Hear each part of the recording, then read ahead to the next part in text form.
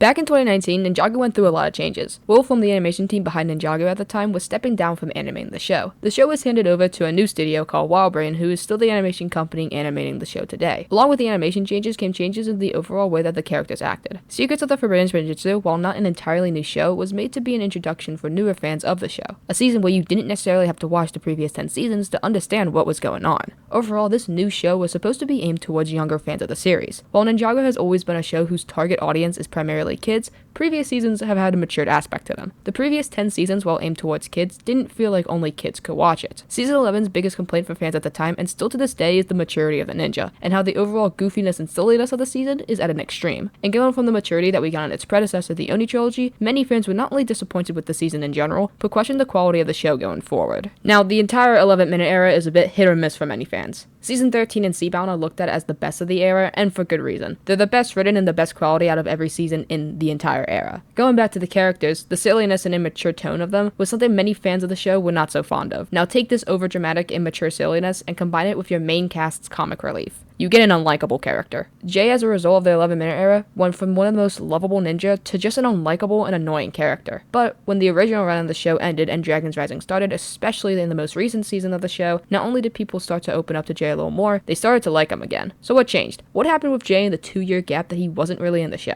Let's talk about it. Before we look at Jay in Dragon's Rising, we first have to look at what his character was like in seasons 11 to Crystallized. Jay in these seasons is still your main comic relief. He gives viewers to laugh about something in many situations, whether it be serious or not. The problem with Jay here is that his jokes aren't funny most of the time. In the original run, Jay's humor and even energy were all well-grounded. His humor back then was used to spread a bit of joy even when things were hard, or just in general when all hope seemed lost. However, in the 11-minute era, Jay's personality is just your average funny guy, and his humor and jokes undercut the serious moments. Whereas before he was trying to make his friends laugh in serious situations, his jokes are now used to get a laugh out of the audience, where most of the time they just aren't even funny. There are some funny moments, I'm not denying that, but compared to Jay in the pilots to season 10, the difference is very noticeable. Back then, he still had those funny and goofy moments, but was also able to maintain a serious behavior at times. Skybound is the perfect example of how Jay can be mature while still being the comic relief. What he experienced in Skybound gave him layers and depth as a character. It made him more than just the comic relief. It's one of the main reasons I really enjoy Skybound, but here Jay never acts mature, and it's his biggest flaw in the entire era. He's so exaggerated and doesn't take anything seriously anymore. The only moment I can think of is the moment in Seabound where he fights Kalmar. It's the closest that we get to an actual in-moment serious Jay. His intelligence in this era also becomes irrelevant, and he's much more dumbed down, whereas before it was one of his biggest strengths, and it's barely ever showcased anymore. He's shown to be clueless most of the time, or just dumb. He used to be quick thinking, and he built vehicles and even came up with a main plan to distract Iron Baron and the Dragon Hunters in Hunted, a plan which helped everyone escape. This shift undermines his competence and makes him be looked down upon by most members of the team. So when Dragon's Rising released, Jay was nowhere in the first part of season 1.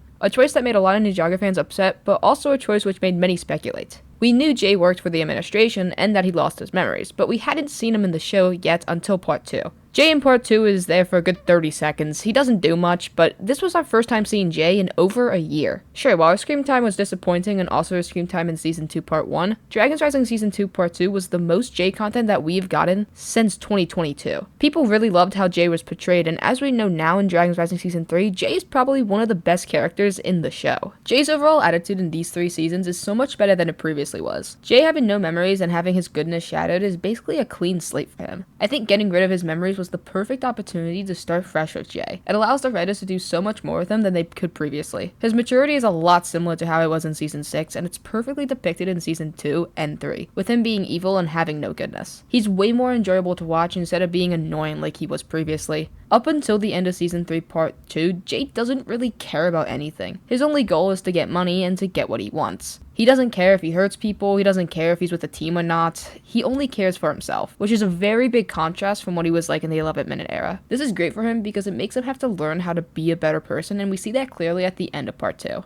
Jay still retains his humor, but it's no longer a defining trait. The thing that Dragon's Rising does really well is that it balances his humor and seriousness. It makes him feel much more grounded and way less chaotic. His jokes aren't at random moments, and he's no longer spitting out one-liners to fill silence. In fact, his humor now is just more in the way he talks and interacts with the team. He isn't dumbed down like he used to be. In fact, Jay is probably one of the smartest characters in the show right now. Season 3 Part 2 in particular, because the only reason that the ninja were able to find Aaron's parents was because of Jay. He organized everything and was essentially the leader of the team for those couple of episodes. Jay in Season 1, while not having that much screen time, does get the job done, and it keeps everyone on edge and speculating what they're gonna do with him next. Season 2, Jay shadows his goodness, and we really get to see how his memory loss and his decision to fight for Raz's team during the tournament affects the ninja and him going forward. We see a new side and version of Jay that the ninja and we as viewers aren't used to. And while he does leave and doesn't reappear in the rest of the season, this isn't the end for his character. In fact, it's only just the start. Jay in Season 3 in general is the best he's been, I'd say, since Skybound. Yes, I'm serious. Part 1, he takes the identity as Rogue, who, ordered by Zeatrix, is on a mission to capture Raz for some money. Already, this is great for Jay, not only showing a more selfish version of himself, but also showing how his shattered goodness affected him. This selfishness also ties back to him in Season 6. At the end of Part 1, Jay suffers a leg injury and the ninja take him back to the monastery. It's the first time that all the ninja have been reunited with Jay, and while it's not a reunion that the ninja want and even Jay, his interactions with the team really show that Jay is his own person now and doesn't want to be associated with anyone anymore. As Part 2 opens up, Jay's much more laid back, just playing video games while faking his leg injury. Lloyd and Nia, with some convincing, eventually get Jay to agree to help find Aaron's parents, offering Jay some money in return. Jay here, like I said, is much more laid back and not getting all hyper and chaotic. It's honestly such a contrast from his previous self, and that's a good thing. As the part goes on, Lloyd and Nia constantly try to tell Jay who he is and what he once used to be. Jay obviously gets annoyed, and I think that this is done very well. For the first time, Jay is his own person. He isn't defined by being a ninja, and he doesn't believe that he ever was one, even when everyone around him is telling him otherwise. For the first time, Jay is creating his own path and his own future by being a bounty hunter. The Land of Lee was the perfect location for character interactions with Jay, but more importantly, the dynamic between Jay and Nia. Jay and Nia's character interactions are great because it shows how Jay losing his memories affects Nia. Nia constantly tries to get Jay to remember who he truly is, and you see Nia slowly have to go through the realization that this Jay is not the Jay that she remembers him to be. The Jay that she fell in love with and who is the love of her life is a completely new and changed person. Their interactions in general are very wholesome and sweet, and it's honestly a lot better from what we got in the 11-minute era, where Jay was overall very possessive and obsessed. Jay later gets more and more annoyed at the ninja, which makes him act way more mean and selfish towards them. Jay's mad that the ninja still haven't paid him yet and are making him save everyone else, which wasn't in their original deal. This makes Jay snap at the ninja, but more specifically Nia, who keeps using the line that that's not what ninjas do.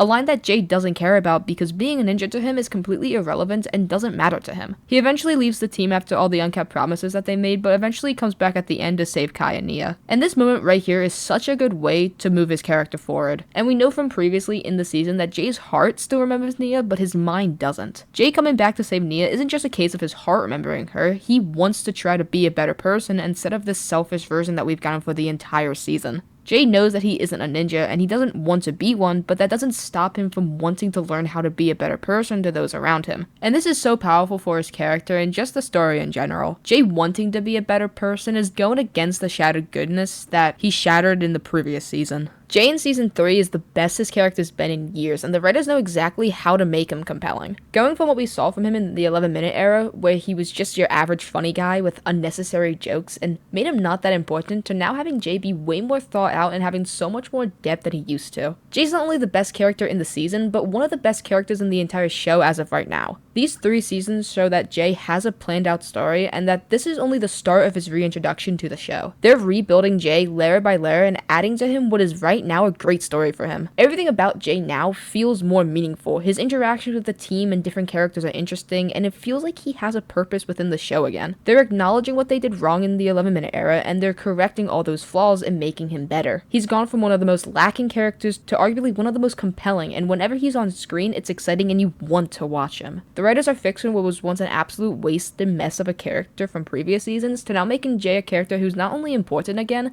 but enjoyable to watch. But that's it for me today. Let me know your thoughts on Jay and Dragonizing in the comments. That's your place to discuss. I'd love to hear what you all have to say. Feel free to leave a like, that'd be greatly appreciated, and subscribe if you're new, but you don't have to if you don't want to. We hit 200 subscribers, so thank you all so much. We recently hit 100, so to hit 200 in such a short period like that, it truly means everything to me, so thank you all so much. And as always, thanks again for watching, and I'll see y'all next time. Bye.